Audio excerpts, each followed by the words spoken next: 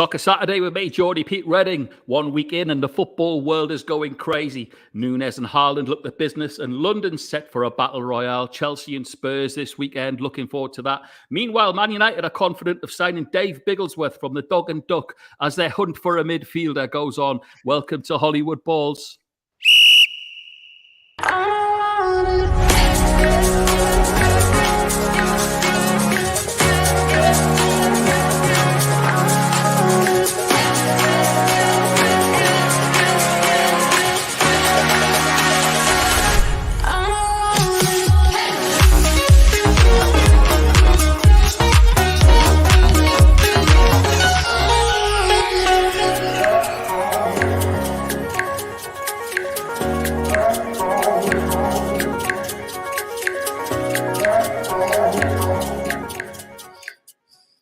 Welcome to Soccer Saturday with me, Geordie Pete Redding, and a massive welcome to our guest, a welcome return to the legend that is Franny Benali. More from him in a moment. Can't wait to get started. Kev sends his apologies. He's had a late-minute call, so we've done what we do best, as Eddie Howe does as well. We've drafted in an absolute quality, I wouldn't say replacement, but it's the one and only Ali Khaled. Ali, how are you? I'm very well. Thanks for having me on the show, Pete. It's good to be back. Great to have you. It's great to have you. We've been talking all things Newcastle. We do a podcast during the week on all things Newcastle United for Arab News. So it's nice to have you on a more generic. Welcome back to Saints legend, South Coast's very own Franny Benali. How are you, mate? Very good, Pete. Good to see you and Ali. Really looking forward to the show. And what a day of football we got, eh? Looking forward to it. What a day of football we've got. Listen, I've got to ask you before we get into it, because you're always up to something. What have you been up to? I mean, I think the last time we caught up, which will show how long ago it is, boating was on the agenda. Yeah, I was sort of getting qualified with my powerboat training, and as part of a partnership with a local boat club. And I've been out on the water a few times, Pete. So, yeah, I've got my training in. I've done that now. It's just getting out and enjoying the water. I was actually headed over to the Isle of Wight from Southampton, from the little quay where the boat is moored a couple of days ago, making the most of this beautiful weather. So we had a great day. Brilliant stuff. Mick Maguire's in the house. Massive Spurs fan. Looked at one of my family when I lived in London way back in '98. Mick says, afternoon, brother, live from Parma. He's obviously on holiday. Good to have you. Mick's a massive Spurs fan, so we'll get on to that because it's a huge weekend for them. Where are we going to start then? Where can we start? Ali, I'll start with you. I've got to ask you, you're a massive Liverpool fan, so tell me, what's the word, and what were your thoughts on the opening game of the season? Obviously, the first half wasn't very good against Fulham. I think Fulham were very, very organised, especially in midfield. You know, I think Liverpool looked very, very lethargic. I'm not sure the reasons behind that. Fabinho, Trent Alexander-Arnold, really not the dynamic performance you expect from them. I thought Liverpool improved in the second half, but throughout, I think Fulham were very good. I think 2-2 was probably a fair result, but considering Fulham were 2-1 up with about 18 or 19 minutes left, they feel a bit hard done that they didn't win it. Liverpool, on the other hand, might say the penalty was a little bit, soft, and Jordan Henderson did hit the bar in the last minute. So I think overall, I think both will be quite. I think people will be surprised, but I think Klopp will be a lot happier than people thought, because Liverpool did not play well at all. And to actually get away with a 2-2 draw when you've been down twice away from home, sure. Even though it was Fulham, like a newly promoted side, I think terrible performance overall, but a good result in the end. Okay, fair result. Ben Shields in the house. Ben, how are you? He's in South Shields, sunny South Shields today, I believe, sending me videos from the coast. He's taking a South Shields and a Toon win today. He's feeling confident. We'll get on to that. Franny, it's not as positive news for your team in the start of the season. It's sort of a bit of a hangover it looked to me like a bit of a hangover from the end of last season, right? Yeah, we had a pretty dreadful run into the back end of the last season, Pete, didn't we, as you say? And then there was that 4-1 defeat on the last day against Leicester City. So, starting the new campaign with that defeat against Spurs, in some ways not unexpected. I think the disappointing thing is clearly Ralph Hasenhüttl has looked at how he's going to try and shore up the defence and stop conceding the goals. And he tried playing 3 at the back, 5 at the back, call it what you like, in a few pre-season games. And he went with that against Spurs, and started out well. James Ward-Prowse getting us off the mark with a good goal, but then we saw some of that frailty and sort of poor defending that we've seen from last season. So certainly I'm sure there's been a lot of work done on the training ground this week in preparation for today's game against Leeds United. How does it? I mean, it's got to be so frustrating, Franny, for Ralph and for you guys as Saints fans, because it's like all or nothing with Southampton, isn't it? They're either on this amazing run where they've digging out some form and they're lauding him as a possible manager of the year, and then the next they're on a poor run. Is it a little bit of consistency, do you think, that's probably missing? I think that's what every club is looking for. Not just the teams competing for the trophies. It's teams like Southampton that are in that bracket of club, trying to finish as high as they can in the Premier League or even stay in the Premier League. It's a key focus, and have some success in a cup competition along the way somewhere. For teams like Southampton, with the greatest respect, it's becoming harder and harder year on, I think, to compete and stay with the bigger clubs. They're spending more money, they have bigger resources. And it's just making it harder and harder for clubs like Southampton to compete, certainly over the course of a season. But I think that result against Spurs, take nothing away from them. Spurs, after going down there, reacted brilliantly. And I can see them being one of the teams that could look to threaten City and Liverpool a little bit this season in many ways. And Kulusevski was just absolutely outstanding in that match last week. He was hit the ground running for sure. And with the signings they've made, with Perisic coming in and, things like that, it's an exciting time for anyone involved at Spurs. But from a Saints perspective, in some ways, we've got to find that consistency, as you touched on, and maybe even looking to bring in another signing before the window closes, somebody that can potentially be a goal scorer. There's talk about Shea Adams potentially leaving the club. We've lost Armando Broja during the summer as well, going back to Chelsea. So, there's goals that are potentially going out of the team that we need to replace, even if no other players leave some areas before the window closes.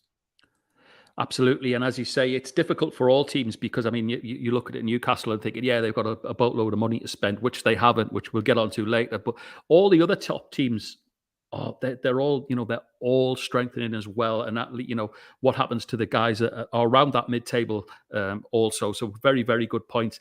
Ali, let's look at the first game of the weekend. Speaking of being under pressure, Villa and Everton, they've got to respond after their sort of respective opening days results. Villa, especially, I was quite surprised to read from quite a few Villa fans that I know that Gerrard's already under a little bit of pressure again, similar to Southampton results that I've followed on from last season. So it's a big game for him today. It is. I think you the main point is what you just mentioned and what Francis just mentioned earlier. It's sort of like it's not so much just one match and the start of the season. It's what happened at the end of the last season and so the continuation of bad form. And Gerrard, after initially having a decent start, it wasn't a great start, but it was a decent start he had. They've kind of faded. There was a lot of optimism when Coutinho joined, of course. Reuniting the two of them, and Coutinho has had some good matches and all that, but the performances haven't really, the results have not really improved massively for Aston Villa. So, I mean, I always disagree with anybody being under pressure after one match. I mean, if there were issues in the summer, maybe they should have been dealt with then and all that.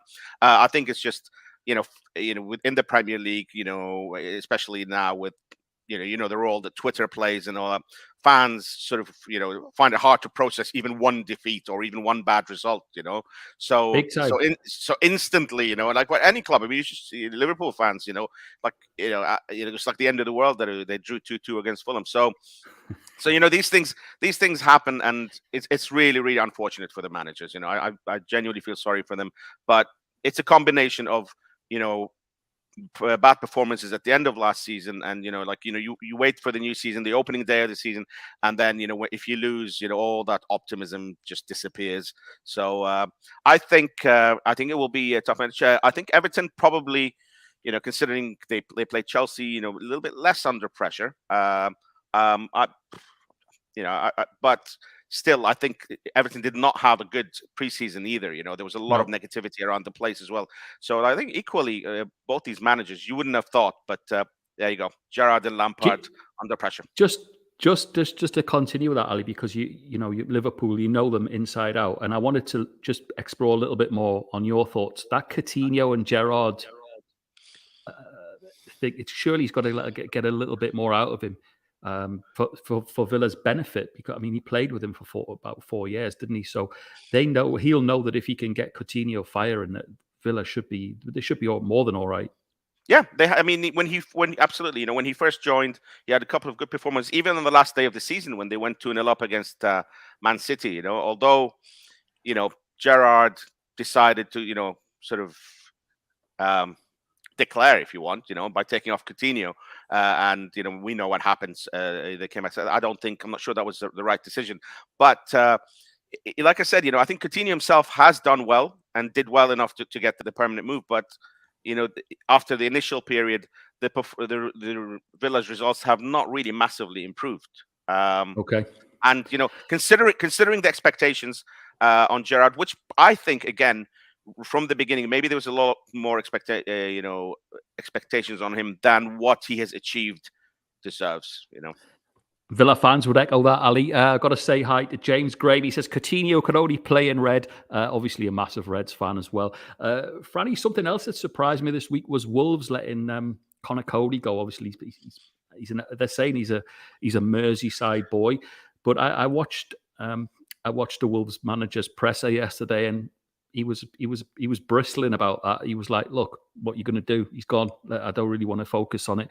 But for Everton. That's a major signing that sort of crept under the radar, hasn't it? Yeah, I mean, you feel there's going to be some clubs clearly looking to do business still, you know, with what's left of the window, and you'd have to say that's a superb signing by Frank Lampard and Everton to bring Cody in, somebody that will be clearly with his roots, you know, sort of driven to do well at his time there and for the club, but also the type of player that in many ways they probably need at this moment in time, you know, a character, a leader on the pitch and off the pitch, I would imagine. So, I see no reason why that can't be anything but good for Cody and Everton's perspective. Looking forward to seeing how he settles in, because they are, you know, they've always had that tag. Everton, they love a good tackle. They've got some hard players in there as well. They've strengthened. I think it's possibly up top that Frank's going to try and do something before the end of the window, because they look a little short on goals. Ben's quite mischievously asked, "Can we talk about Sunderland's cup game?" You know what? I'm gonna side with Sunderland here. I think probably if whatever they're looking for in the Championship, an early round cup exit won't be greeted too sadly on Wearside, Ben. So let's see. You concentrate on South Shields and Newcastle today, and let Sunderland worry about themselves. Listen, Ali, top billing for me today.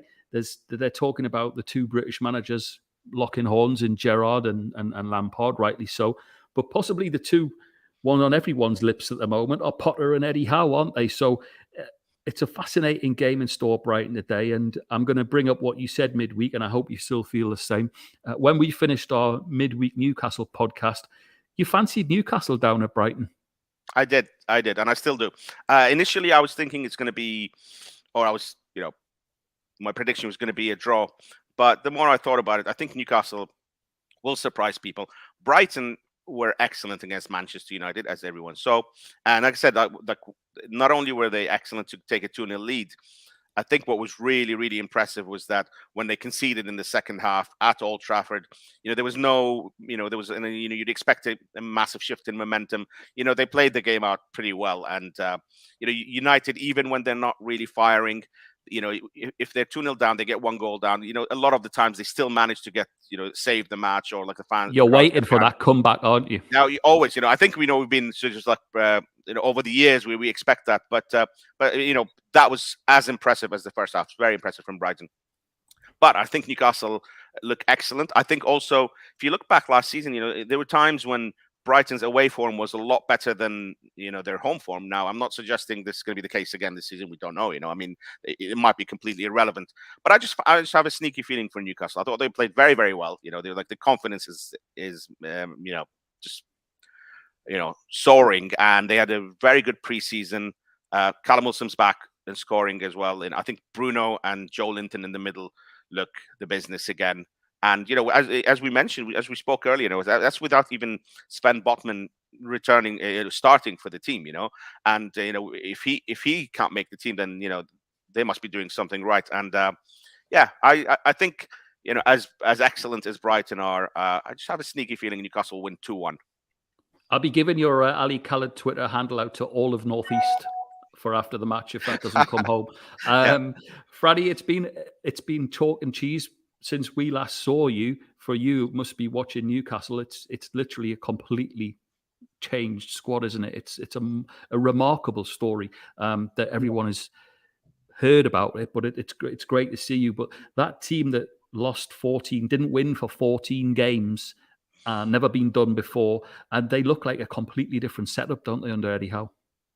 Yeah, they made some very astute signings, haven't they? And clearly there's money there for Eddie Howe to spend. But I think it's been spent very wisely, from the time that he's gone in, with him extending his contract as well. That would have given sort of the supporters a lift, I'm sure, just on the eve of the season starting, and then getting off to the perfect start. It can be tricky playing against a newly promoted side and coming up against Forest, wasn't it? Getting off to a winning start, it's ticking all the boxes. It's just exactly what they're after. But could be a tough one against Brighton. I think they're going to upset a lot of sides this season. I think even with a couple of departures. But Graham Potter is a former teammate. It's great to see him doing very well down there on the south coast. I've got to ask you, Franny, as an ex-pro, what do Newcastle have obviously set up like they did at the beginning of the season, whereby you now see that they're predominantly on the front foot.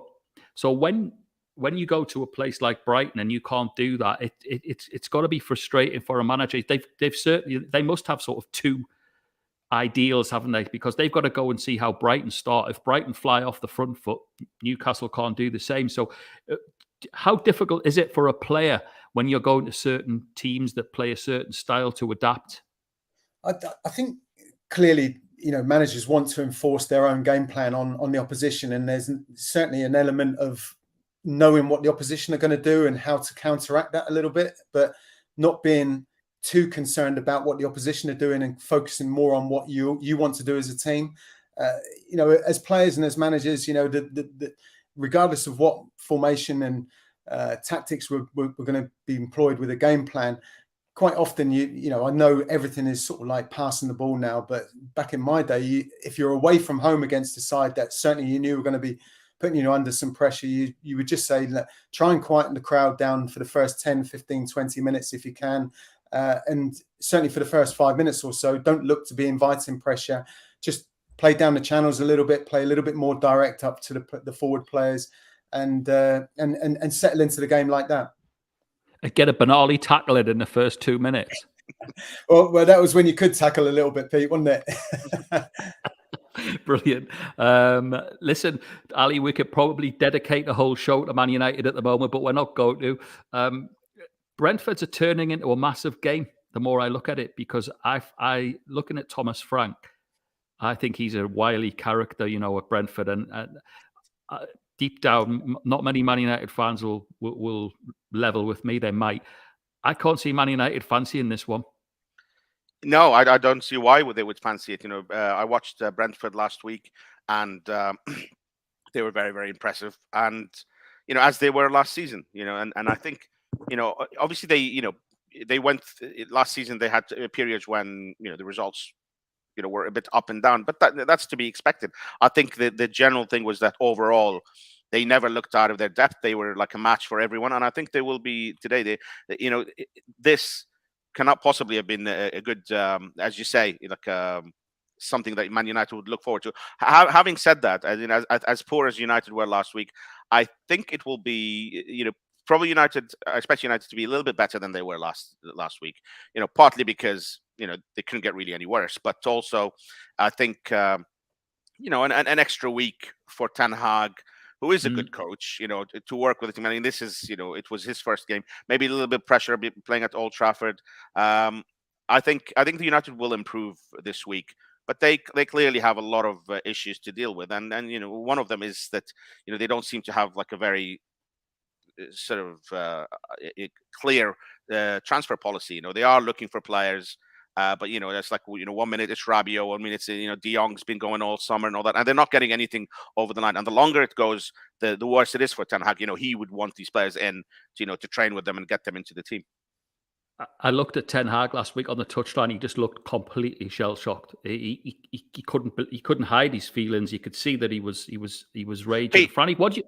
Pete, sorry, I'm just going to say, I remember when David Moyes took over from Alex Ferguson, and obviously there was a big deal made about it, and supported by Ferguson, and he'd been in the Premier League for a long time, but I got that from quite a few journalists who worked on Merseyside in Manchester, and they said the size of the job at Manchester United was a total shock to him.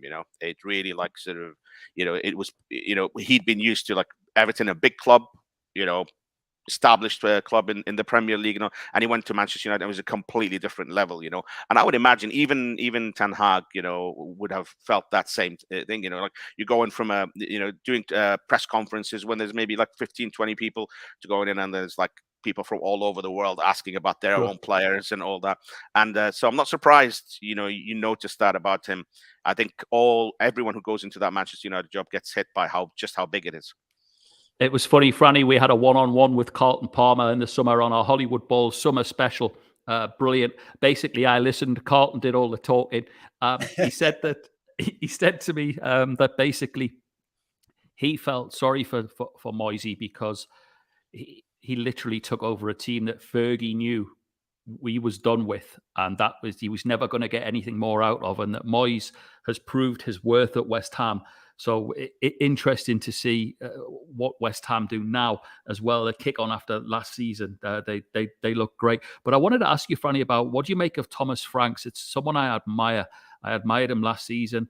I love his ethos. I love how pardon the pun, how frank he is with the media. He'll see a huge opportunity this weekend, won't he? Yeah, but I agree with Ali a little bit. I think we're going to see an improvement from Manchester United. We have to. After the defeat against Brighton at Old Trafford, they need to sort of get back to being a little bit more difficult to beat. There's the Christian Eriksen scenario, sort of having joined Manchester United, and the impact and potential loss that he will be to Brentford, because even just not from his ability on the pitch, it was just the feel-good factor that him coming back to playing football again gave everyone in and around Brentford, and it worked both ways. I know. I think it'd be key for Brentford what Ivan Toney does again this season as their top scorer last season. He'll be key for them quite clearly. But the manager himself, as you asked, Pete, yeah, I like him. When you see him interviewed, he's clearly. And I watched him a little bit, obviously, in the Championship as well. That clearly there's a plan. There's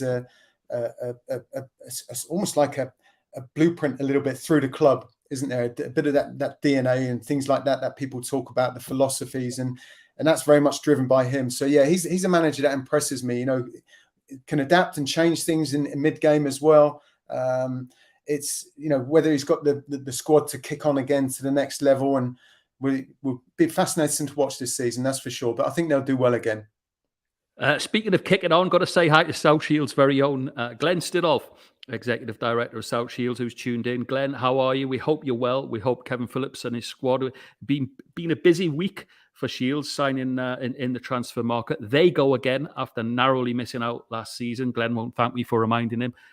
Penalties, crikey, all the way down to the last kick of the season. But we're hoping that Super Kevin Phillips can get South Shields back on track. So good luck to the Mariners. Get along and support them today. A lovely sunny day, I believe. So get along and give them some sort of support anyway. Even if you're going in and buy the new shirt, which I love. Okay, I'm going to stay with you, Francis, because Southampton are at home. And they need a good performance before it does become a little bit, and I know we're talking, I know Ali said it's only the first game of the season, but following on the hangover from last season, they're at home, so they should be up for it, right? Yeah, most definitely. And looking for that reaction that I think clubs look for and teams look for, players, managers especially, after a disappointing result. And I think the Southampton supporters will be rocking up today, expecting to see their team play on the front foot and do everything that they can to take the 3 points today. And I think I spoke last week. The Saints' season isn't going to be defined about that result and performance against Tottenham last week. A lot of other teams will get that off Spurs, won't they? Oh yeah, for sure. And it's more important for Saints and to take team, especially at home, taking points off the sides that you're going to be competing with in and around the table. So today is a big game, and it would go a long way to restoring a bit more confidence in the team and in the club a little bit, and Ralph himself with a positive performance and a good result today. But it will be tough. Leeds had that great start last week. They'll be coming down full of confidence, and I think we're going to need to see a lot of personality and character from the Southampton side today to get the win. But there was a lot of positives. The signings we made through the summer, I think there was 5 or 6 of them that were all 25 or under. So clearly Southampton have gone that route of signing young, good, talented players. And seeing the performances last week, I think Gavin Bazunu did pretty well in goal, considering he's conceded 4 goals. Joe Aribo had a quiet game, but the goal he scored, I don't know if you saw it in a pre-match game against Villarreal, where he dribbled from his own half, past about 7 players. It looked like he had the ball on a little bit of string on the end of his foot, and put it in the back of the net. So clearly he's got some talent and ability. But Romeo Lavia looked a real player, even in a heavy defeat last week at Spurs, and I'm really, really excited about seeing him a bit more. Ali, Leeds, playing devil's advocate, Leeds will be on a high. They'll fancy this one.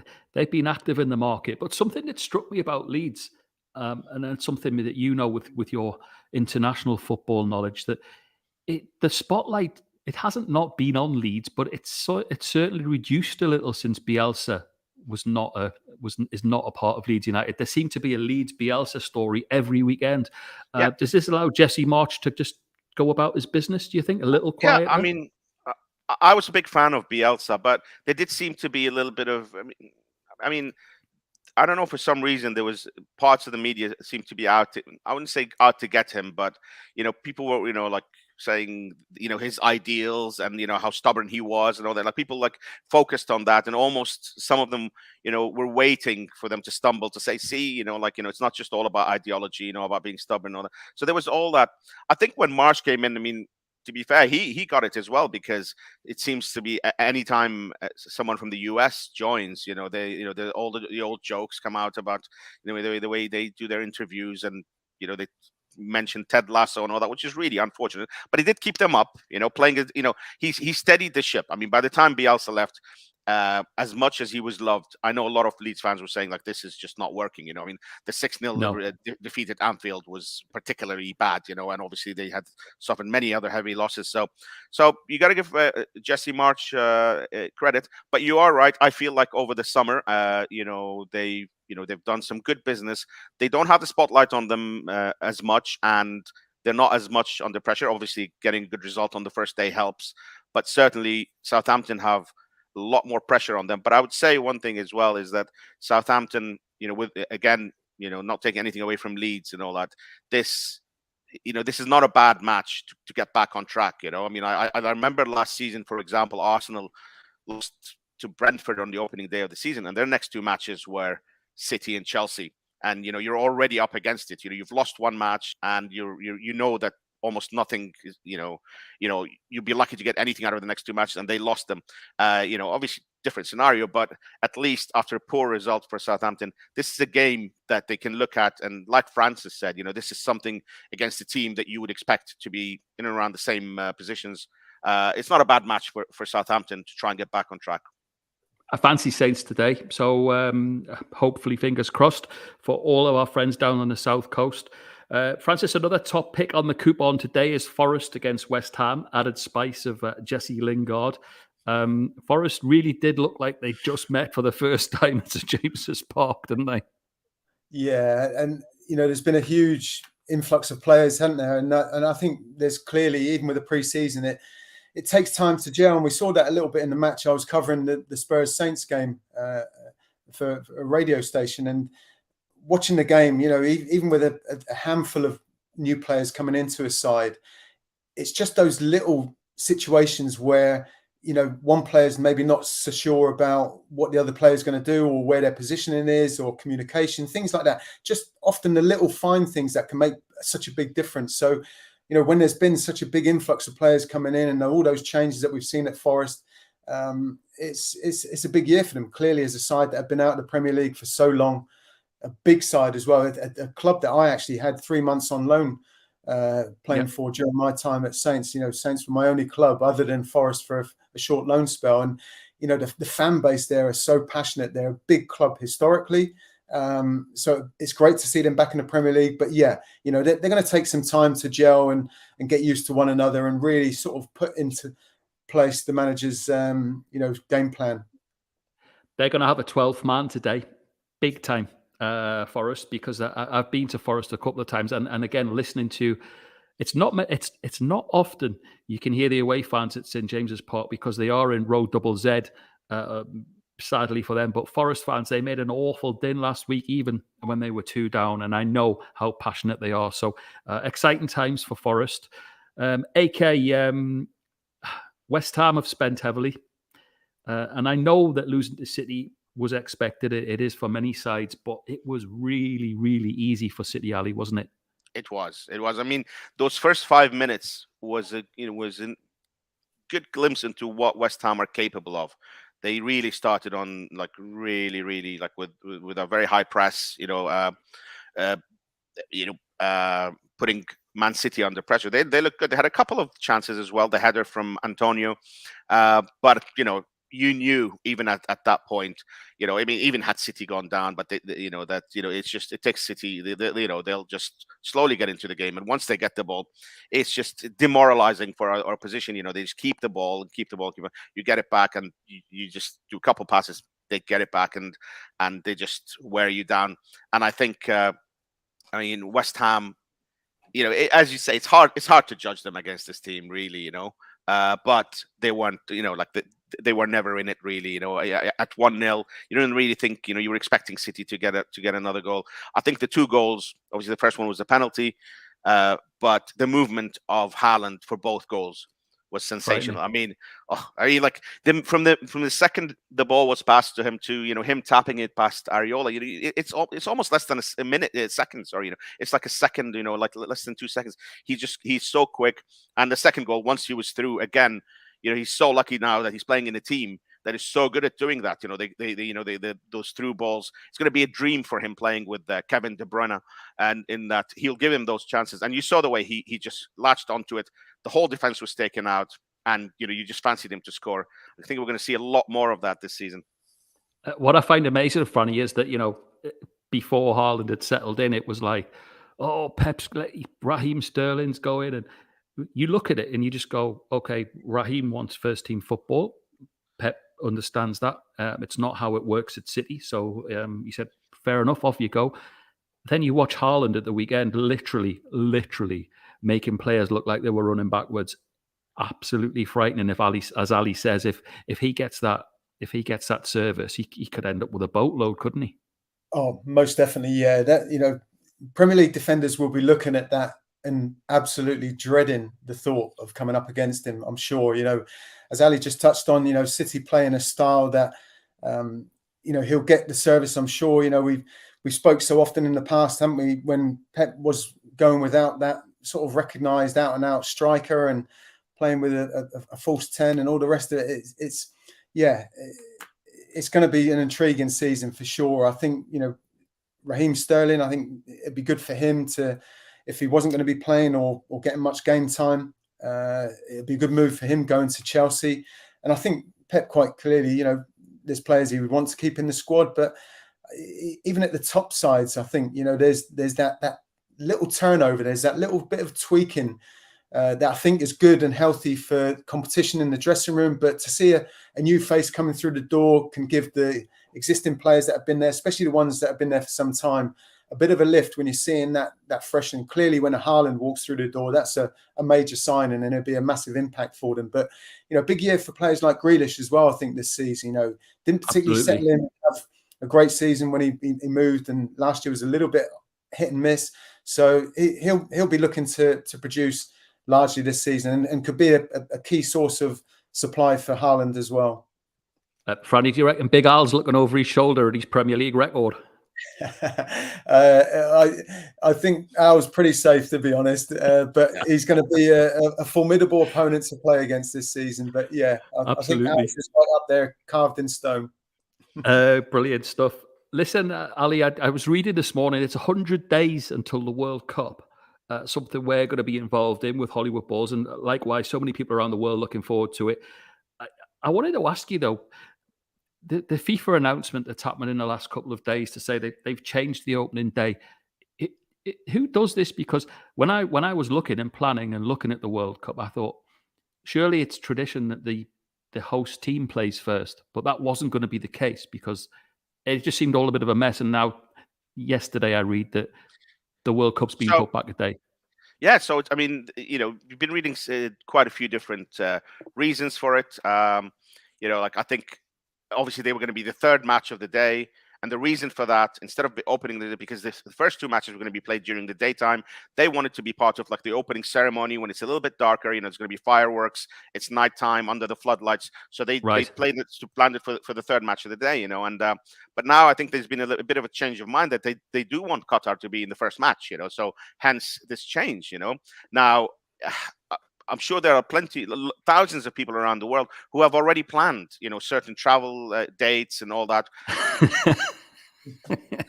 I know, like it's affected certain people that I know as well, and suddenly, like you've got a ticket for that match, and we all know how difficult, almost impossible to get accommodation on flights in certain cases, So now imagine you've got tickets for that match, you're gonna have to change everything by a day. From a personal point of view, I'm really not happy, Pete, because that coincides by moving it a day forward. It coincides with the Abu Dhabi Grand Prix, which is a really massive. It's the end of the season, Formula One Grand Prix. It's something that I cover every year. And now I'm not suggesting I was going to be at both, but I do want to watch the opening day of the World Cup. And now, thousands of people are going to be caught between these two events, and certainly the people who are going there live, 60,000 plus. Who, as you know, Pete, after the race, stay around for the concerts and for all the events that are taking place, and suddenly, the World Cup, is there. So even if you want to make it, are you rushing between the two events? Again, at such a late date, you would not expect two major events, the finale of the Formula One season and the start of the World Cup to land on the same day, and a lot of people again are saying, I mean, last year in Abu Dhabi, if you remember, we had this incredible finish when Verstappen won literally on the last lap. This season, it looks like Max Verstappen will win it nice and early, and all that. And so maybe again that played a part. They're thinking not as much is going to be riding on the Abu Dhabi race, but it should not be judged like that. I think it's a bad decision. It is a bad decision. Well, there's so many international people involved in that. Now, speaking of international, let's go over to Australia. There he is, our very own Stato, the man himself. Couldn't appear in the last episode of Neighbours, I believe. What happened there? Did you not get the call? Oh, I was there. I was dressed as Bouncer the dog. Yes. Good lad. Okay, so we know the drill now. But Francis and Ali are new to this, Dave. So basically what's going to happen, he's our Stato man. The house know him. So Dave's got a photographic memory.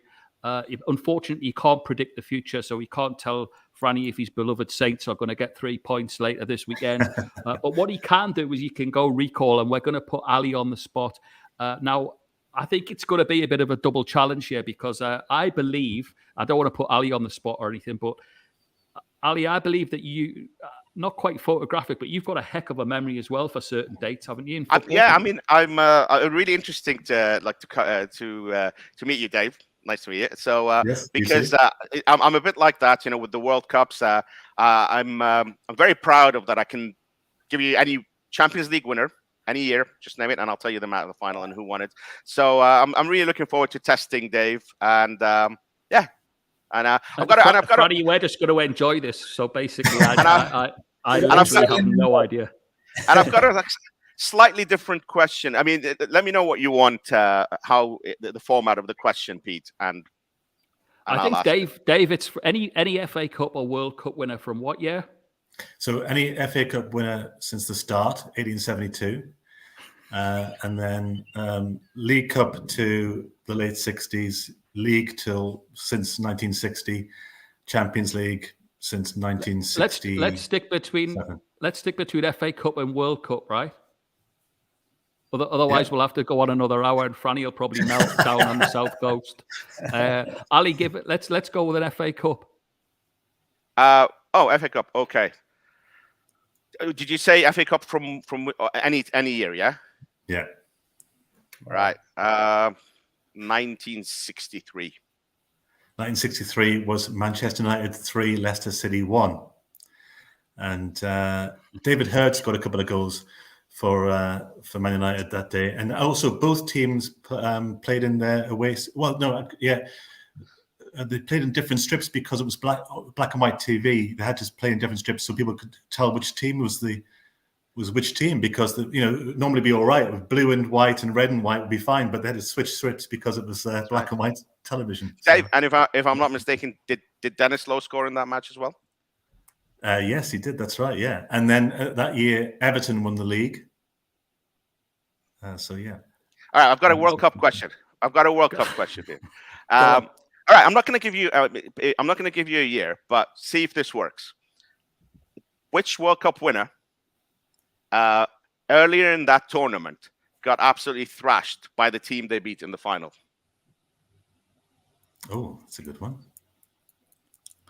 That was we've had this question come up a couple of weeks ago. Actually, it was the 1954 World Cup final, where Hungary thrashed Germany 7-1 earlier in the tournament, and then lost the final 3-2 in the Miracle of Bern match, where even in the final, Hungary were 2-0 up, and Germany came back to win 3-2. Correct. Yeah. Okay, Dave, let's turn the tables. That's mad, isn't it, Freddie? That's amazing. I struggle to remember what happened yesterday, let alone Having said that, though, Francis, what I will say, myself and my dad always comment when we're interviewing or when you see former players on Sky TV or whatever, boy, do they remember the important goals and the stats from games. And they can remember, like if you say, when you played Leeds and so-and-so, go, yeah, it came to me on the left-hand side and I hit it first time. So I think in general, footballers they do have a memory for all that, don't they? Well, with my memory, as I just explained, guys, it's just as well that I only scored one competitive goal in my career, wasn't it? So, brilliant, Dave. Let's throw it back. Ali, you say what? Champions League, right? Champions League any year. FA Cup since 1970 in my lifetime. Go on, Dave. Get your own back. Or the league since 1970. All right. So Champions League final since when? Any of them. Any European Cup final or the league or FA Cup since 1970. All right. Champions League final 1988. 1988 would have been right. PSV Eindhoven beat Benfica on penalties after a 0-0 draw. Yeah, that's right. Very good. Brilliant. Oh, well, listen, we're well stocked for when we go into the World Cup. We don't need a stats department, that's for sure. We'll just have Ali and Dave on the team. Brilliant. Everyone loves it. Raymond, Moses, lovely to see you. Okay, listen, it's time for a bit of predictions. Last week was a pretty poor start to our season because no one won. Even Super Kev couldn't pull it out the hat. So there was literally about 3 people all on 3 points. So we're going to go again this week. Let's pull it up. Who have we got in the house? Okay, so we've got Danny Kwang of DK Hot Sauce. Scotty's in. Samantha, our very own Hollywood Balls Lioness. Okan joins us for the first time as well. And it's guest first as always. So we'll go with you, Franny. Arsenal, Leicester. I think, Arsenal are going to be, again, a pretty formidable outfit this season. I'm going to go with Leicester's lack of signings, or a signing, full stop. I'm going to go for a comfortable 2-0 home win. So to the Gunners. Okay. Dave, what you got for us? Yeah, I agree with that. I'll go with 2-1 though. Okay. AK, what you got? I think the Gunners looked really, really good. And as Francis said, this is going to be a very good season for them. 3-0 to Arsenal. Special shout out to all the Gunners watching. Loved Arteta getting the photographer to give the speech ahead of the Spurs game. Absolute genius. Love that. If you haven't seen it, watch out for it. Brilliant clip. Okay, what have we got? Danny's gone 3-1 to Arsenal. Scotty's taken 2-1 to the Gunners as well. Same for Sam, 2-0. And Okan's got 3-1 to Arsenal. Okay, Franny. Man City, Bournemouth. Yeah, you can't see this being anything other than a defeat for Bournemouth. Unfortunately, it's going to be a difficult place to go and play today. I see this as a comfortable City win. 3-0 I'm going for. Okay, Dave? Yeah, I watched the West Ham City game last week, and although they were great, City, they seemed to sort of give up at 2-0. So I'll say 2-0 with this one as well. Okay, yeah, you had them down for a barrel load last week. They must have saw that. AK, what you got for us? I'm going to go with Francis, 3-0. Okay, I've gotten one better. I've got 4. Danny's got 2. Scotty's got 4. Samantha's got 3. Okan's got 4, but he's also got Bournemouth replying as well. Brentford, Man United, Franny. Tin hat on. Yeah, I think it'll be a great game, this one. But I've got something in the back of my mind telling me that United are going to go there and take all the points. So I think Brentford will score, but United to win 2-1. Okay, great stuff. Dave? Yeah, I think 1-0, maybe a Ronaldo header. Okay, good stuff. They've got to try and get a result today. Ali? Yep, as we mentioned earlier, I do think Man United will improve this week. 3-2 to Manchester United. Goals fest. Okay, I've gone 2-1 to Brentford. Ivan Toney. By the way, I got slaughtered on Twitter for saying that he should come back to Newcastle. But I mean, slaughtered. So I've got Brentford to win 2-1. Danny's taken Brentford to win 2-0. Of course, he has. He's a Liverpool fan. Scotty's got 1-1. Samantha's got 1-1. Okan has got Man United to win 2-1 as well. Forest, West Ham, Franny. Yeah, I think Forest will obviously be a difficult nut to crack at home, first Premier League home game. So, but West Ham is a decent side as well. So I think this one will be a draw, 1 each. Okay. Dave? Yeah, same 1-1. Ali? West Ham to win 2-1. West Ham, I've got 1-1 as well, as has Danny. Seems to be a popular score and outcome. Scotty's got 1-0 to West Ham. Samantha's got the same. Okan's feeling it for the Hammers. He's got 3-1. Last up, game of the weekend, arguably, Francis, is Chelsea Spurs. Tough one. Yeah. Going to be a great marker for both teams to put down today, isn't it? But I can't see anything between them. Again, I'm going to go for a 1-1 scoreline. Okay. Dave? Yeah, I think that'll be close, but I'm just going to go for a 1-0 win for Chelsea. Okay. Ali? With Chelsea being had this been at Tottenham, I would have gone for Tottenham win. But being at Chelsea, I'm going to go 1-1. Okay, I've gone 2-1 to Chelsea. Danny's taken 2-2. Scotty's taken 2-0 to Spurs. Samantha has as well. And Okan's taken 2-1 to Chelsea. Brilliant. We will keep you posted through the week how that goes. All that remains for me is to say, Franny, go and get yourself a cold drink because it's been brilliant to see you. Hopefully we can catch up again.